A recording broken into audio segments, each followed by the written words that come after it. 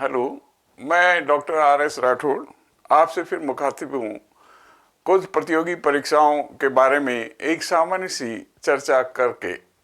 इस पूरे व्याख्यान में, आधे घंटे के इस व्याख्यान में मैं आपसे बहुत ही सामान्य बातचीत परीक्षाओं, प्रतियोगी परीक्षाओं के संबंध में करना चाहूँगा। आप जिस प्रकार की परीक्षाओं की तैयारी करते हैं उसके संबंध में सबसे पहली बात आपको यह याद रखनी है कि जिन परीक्षाओं की तैयारी आप कर रहे हैं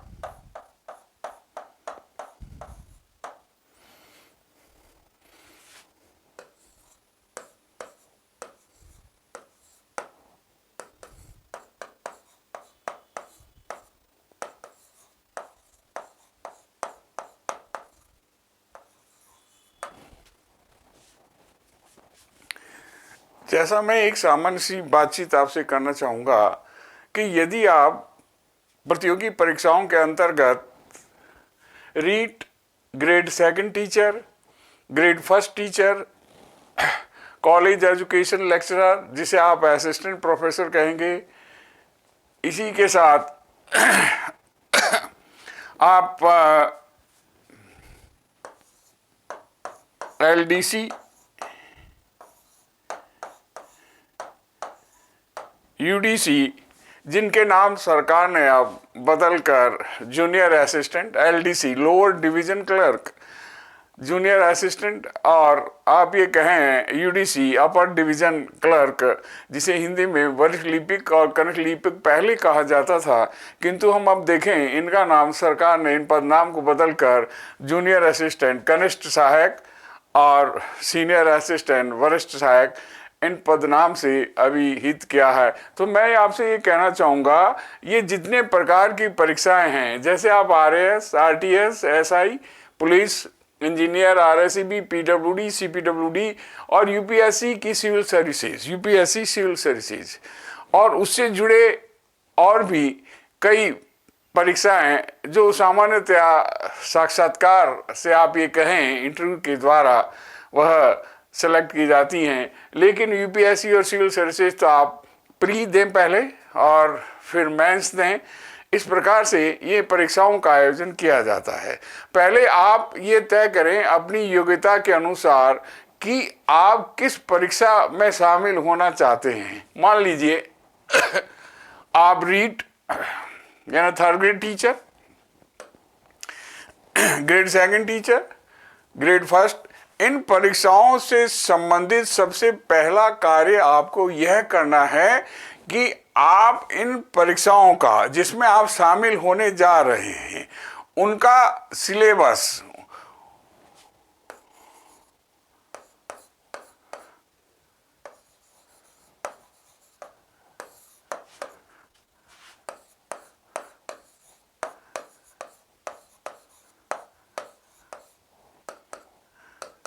उनका पाठ्यक्रम आप निश्चित रूप से याद कर लें। देखिए, बिना परीक्षाओं का कैरिकुलम या सिलेबस याद किए आप किसी भी परीक्षा को पूरी तरह से आप ये कहें उसमें सफलता प्राप्त नहीं कर पाएंगे।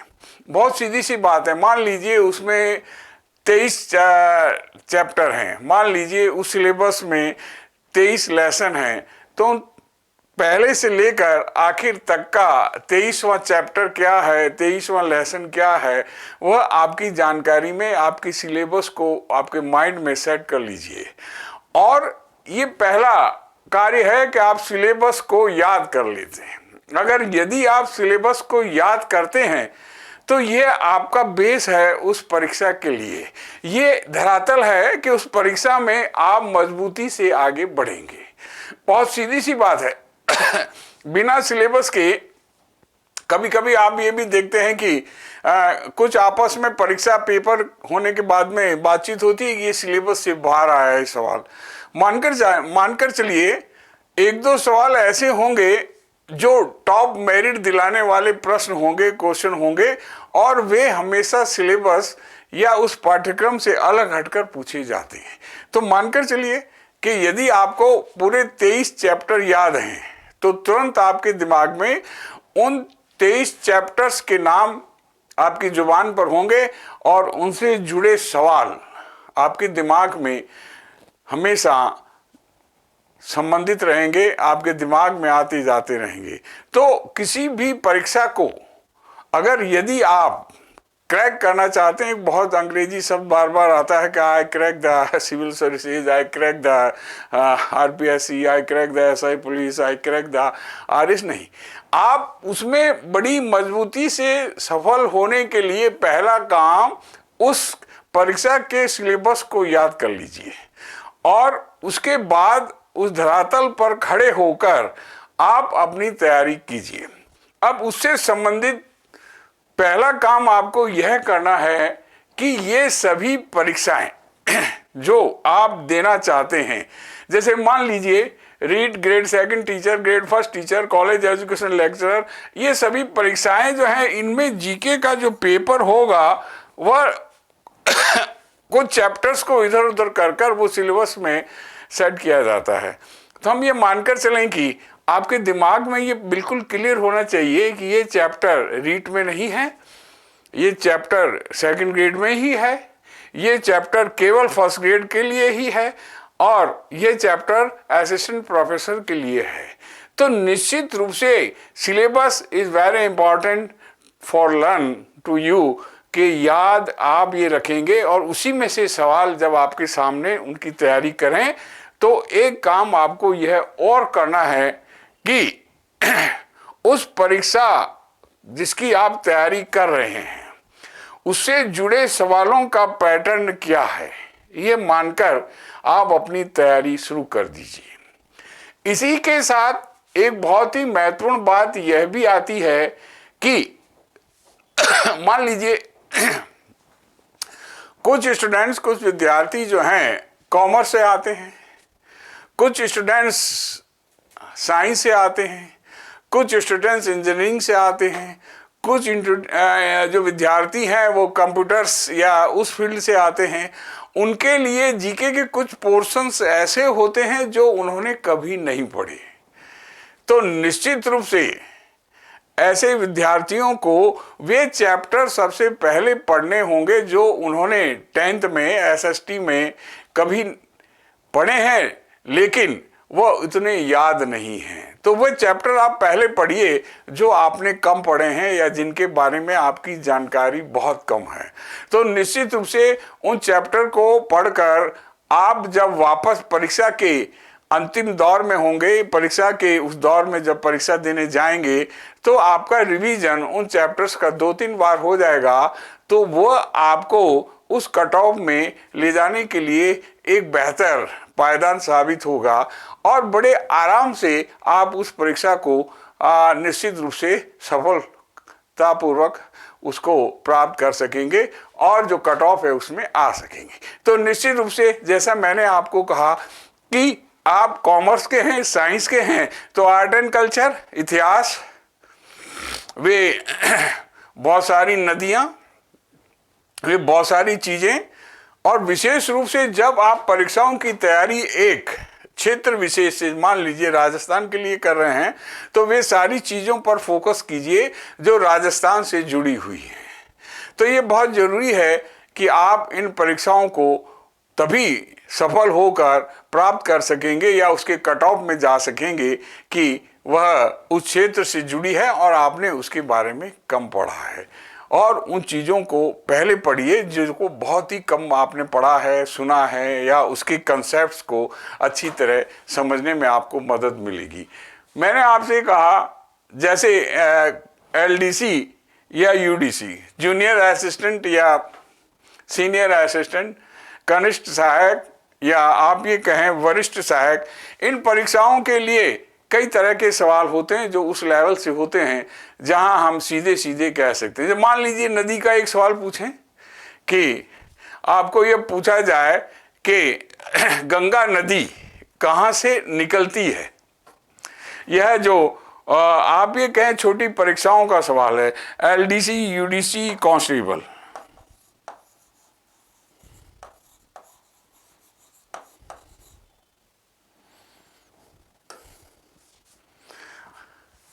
अगर आप बड़ी परीक्षाओं की तरफ जाएंगे तो यही सवाल कि गंगा नदी कहां से बनती है। किसी ग्लेशियर से, हिम नद से निकलकर उसका प्रारंभिक रूप हमारे सामने आता है। तो ये बड़ी परीक्षाओं के लिए सवाल है, वो UPSC या सिविल सर्विसेज के लिए सवाल है कि गंगा नदी कहाँ से बनती है। लेकिन हम छोटी परीक्षाओं में जाएंगे तो निश्चित रूप से गंगा नदी कहाँ से निकलती है, ये सीधे रूप में छोटी परीक्षाओं से संबंधित सवाल होते हैं। तो परीक्षाओं और उनसे संबंधित सवालों के स्तर की जानकारी आपको होनी चाहिए। अगर ये जानकारियां आपके पास है और उनसे जुड़ा कंसेप्ट्स आपके पास है तो निश्चित रूप से आप उस परीक्षा को बहुत अच्छी तरीके से उस मंजिल को प्राप्त कर लेंगे जो आप प्राप्त करना चाहते हैं। मैं आपसे ये कहूं शेख सादी ने गुलिस्ता में लिखा, ना पढ़ते तो कमाते हजार तरीकों से।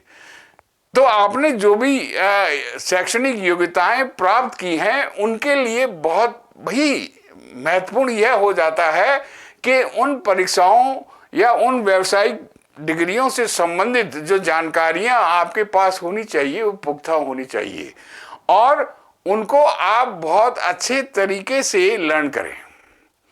Concept must be clear. कोई भी सवाल होता है वह परीक्षा से जुड़ा है तो उसके कंसेप्ट यानी उसकी धारणा, उसकी अवधारणा को आपको समझना होगा, उसको स्पष्ट करना होगा, तभी आप उस पूरे विषय को बहुत अच्छी तरह उस पर अधिकार जमा पाएंगे। हिंदी की परीक्षाओं में आप देखेंगे कि स्पेलिंग पूछी जाती है, हिंदी में भी आपको, कि उस शब्द की स्पेलिंग क्या है। अगर आपको भरतरी पूछा जाए कैसे लिखना है तो यही एक शब्द है जिस पर र दो बार ऊपर नीचे आता है, एक ही शब्द में र दो बार ऊपर नीचे आता है। मैंने 1986 में सब इंस्पेक्टर पुलिस RPSC परीक्षा पास की तो हिंदी का जो पेपर था उसमें मुझे पूछा गया ज्योत्सना कौन सा शब्द शुद्ध है ज्योत्सना में। तो निश्चित रूप से ज्योत्सना के लिए मुझे याद करना ही पड़ा कि ज्योत्सना में त भी आधा है और स भी आधा है।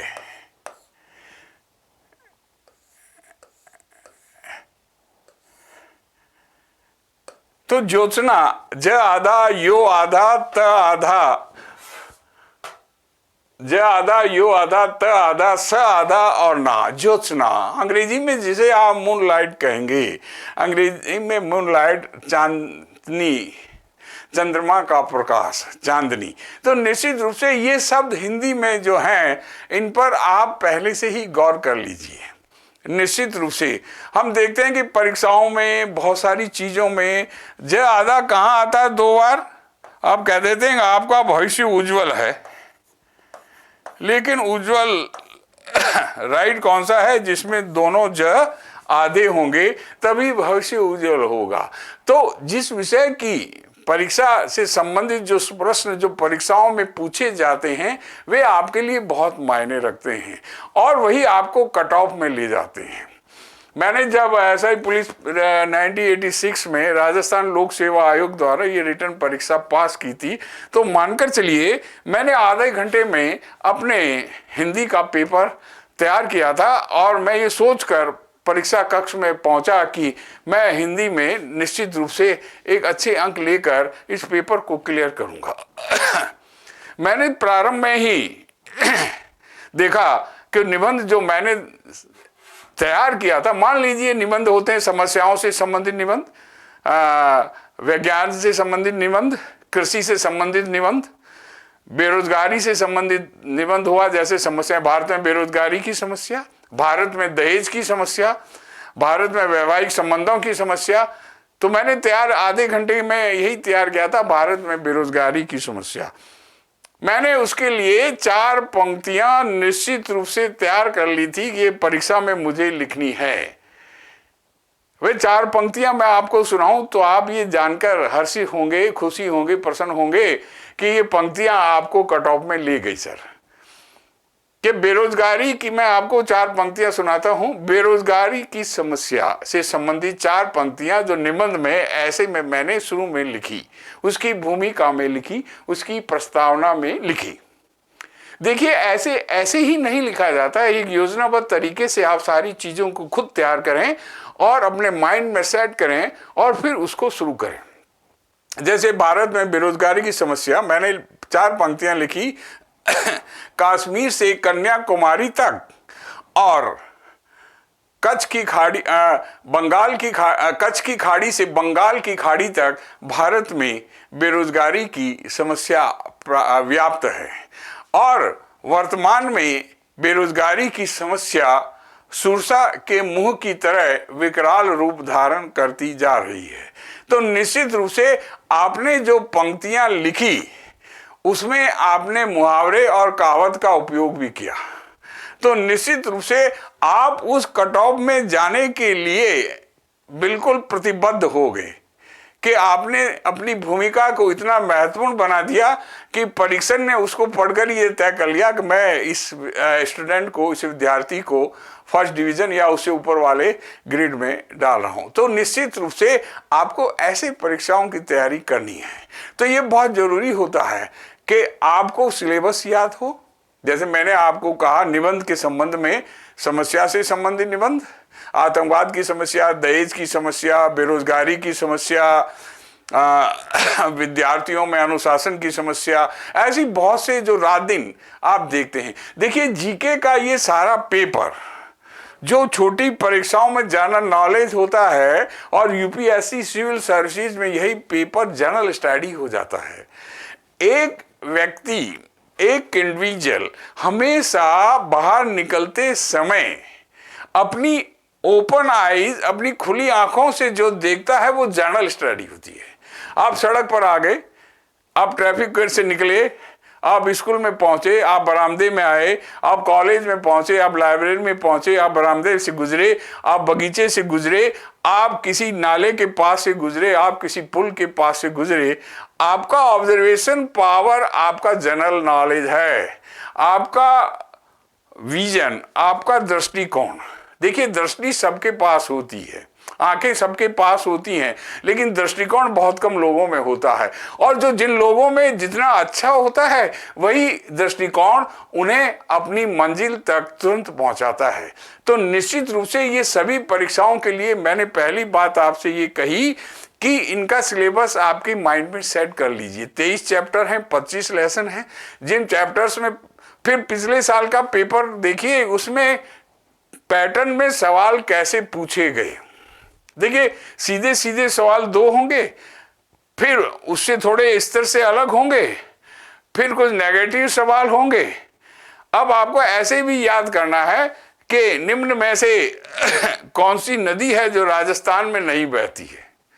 तो आपको उन नदियों को याद करना है जो राजस्थान में बहती हैं या राजस्थान से निकलती हैं। तो निश्चित रूप से ये सारी चीजें आपको अपनी परीक्षा के समय तैयारी करते समय सिलेबस को पहले याद करके तैयार करनी होती है। सिलेबस आपको एक बेस देता है, एक धरातल देता है। फिर उससे जुड़ा नेक्स्ट आपका कदम, अगला कदम यह है कि पिछले साल के पेपर में कितने तरह के, कितने पैटर्न से सवाल पूछे गए। उन सवालों को आप विशेष रूप से अपने माइंड में सेट करें कि ऐसे ही सवाल फिर इस परीक्षा में आएंगे तो मुझे ये करना है। इसी के साथ एक और आपको ध्यान रखना है कि आपको कोई भी उससे संबंधित कोई चीज अखबार में भी पढ़नी है। देखिए आजकल अखबार में जो करंट अफेयर जिसे हम कहते हैं, करंट अफेयर्स या ना रोजाना का जो अखबारों का जो नॉलेज होता है वो आपके लिए मायने रखता है। आज की पॉलिटिक्स कल का इतिहास होती है।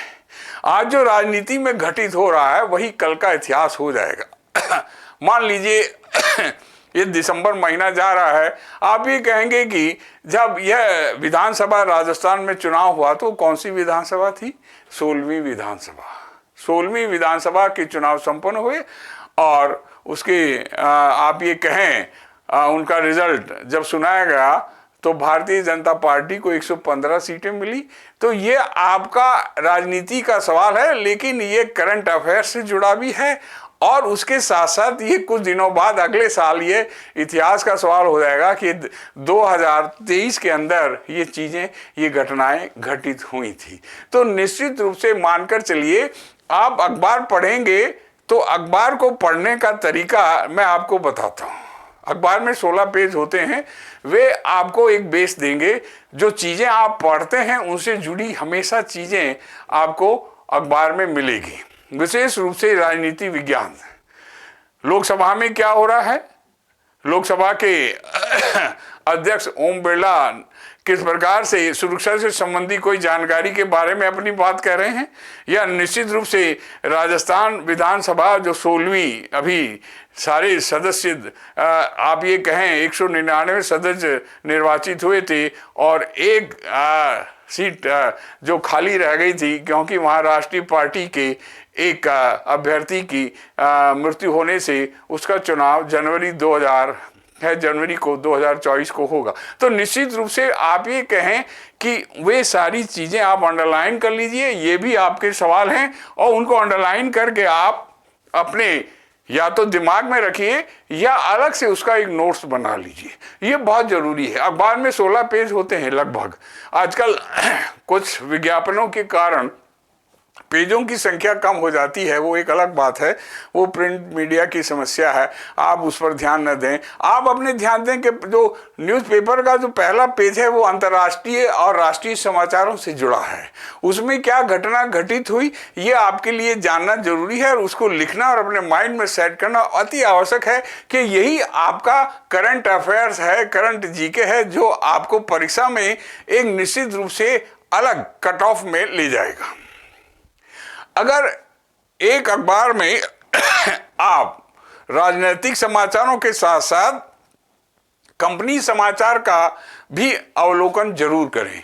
कंपनियों के समाचार, कौन सी कंपनी कौन सा प्लांट लगाने जा रही है या किस प्रकार अपने प्लांटों में परिवर्तन करने जा रही है या कैसा कुछ हो रहा है। अमेरिका की एक खबर आप पढ़ें कि वहाँ टेस्ला जो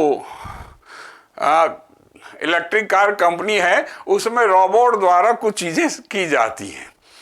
अभी बड़ी अजीब बात सुनने को मिली कि आप उस न्यूज़ को पढ़ेंगे तो आपकी एक जानकारी तो बढ़ी कि टेस्ला जो है इलेक्ट्रिक कार कंपनी की सबसे बड़ी विश्व की कंपनी है। तो कंपनी समाचारों के लिए भले आपका इंटरेस्ट आर्ट्स या साइंस के होने के कारण आप उधर ना जाएं, ये कोई जरूरी नहीं है, आपको जाना पड़ेगा।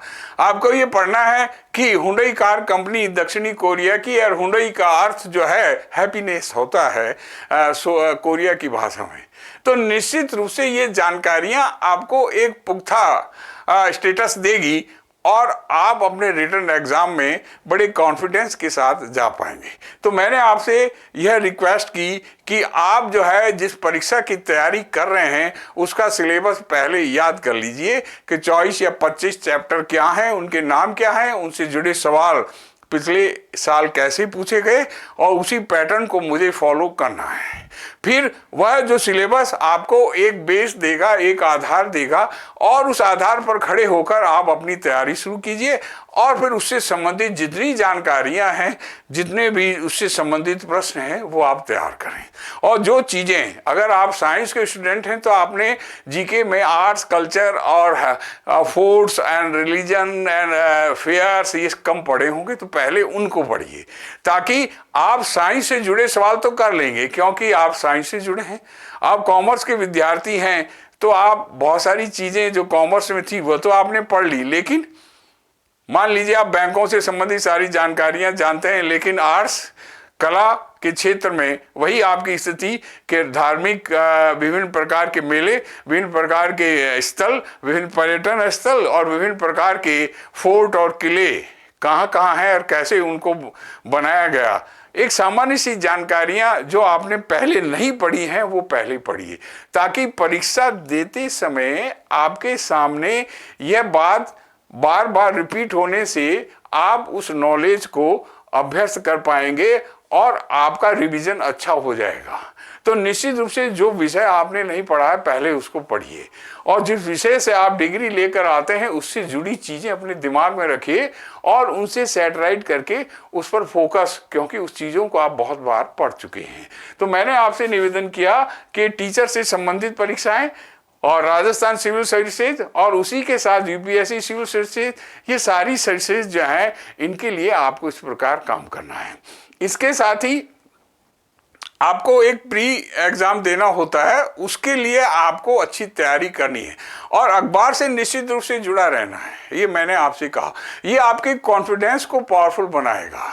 हम देखते हैं कि बहुत सारी चीज़ें जो हैं वो लेटेस्ट जो होती हैं वो न्यूज़पेपर में पहले आती है और उससे जुड़ी चीज़ें आपको बड़ी मजबूती से उस परीक्षा में एंटर होने के लिए उत्साह देती है, आपको प्रोत्साहन देती है। तो मैं निश्चित रूप से आपसे यही कहूँगा कि आप इन परीक्षाओं की तैयारी करते समय पहले अपने सिलेबस को याद कर लीजिए। सिलेबस के पश्चात उन चैप्टर्स को पहले पढ़िए जो आपने कभी नहीं पढ़े हैं। इससे आपका रिवीजन के समय आपका कॉन्फिडेंस मजबूती से आगे बढ़ेगा। इसी के साथ आपको ये जानकारी भी जरूरी होनी चाहिए कि 23 या 24 या 25 चैप्टर में से कुछ चैप्टर्स केवल फॉर्मेलिटी के लिए रखे गए हैं, उसमें से ज़्यादा सवाल नहीं आते हैं। उसमें से 1 या 2 सवाल आप उसके लिए अपना समय खराब न करें, उस चैप्टर के लिए इतना समय न दें, क्योंकि आपको पता है मुश्किल से 1 आध सवाल आता है, उन चैप्टर को आप छोड़ दीजिए। प्रतियोगी परीक्षा के लिए ये जानना भी जरूरी है कि क्या पढ़ना है और क्या नहीं पढ़ना है। एक बहुत अच्छा परीक्षक या एक बहुत अच्छा टीचर आपको ये बता सकता है कि इन सवालों को तो आप बिल्कुल ही अपनी नज़रों के सामने रखिए और इन पर आप थोड़ा सा चलते चलाते देख लीजिए, बाकी इनको छोड़ दीजिए। क्योंकि जनरल नॉलेज, जनरल स्टडी प्रशांत महासागर की तरह है। ये एक विशाल महासागर है जिसमें आप जुड़ें, लेकिन आपके पास बहुत ज़्यादा अच्छा समय है तो उन सारी चीज़ों पर आप अपना फोकस रखिए। लेकिन क्या चीज़ें नहीं पढ़नी है उसके लिए भी अपना समय जो है आप जो है वेस्ट न करें। और निश्चित रूप से मैं आपसे फिर ये कहूँगा कि परीक्षा की तैयारी के लिए आपको 24 आवर्स अपने दिमाग में चीज़ों को सेट राइट करते रहना है। यही जीके है, यही जनरल नॉलेज है, यही आप ये कहें जनरल स्टडी है। हम बहुत सारी चीज़ें दूसरों को देखकर भी सीख सकते हैं, तो ये बहुत महत्वपूर्ण बात है।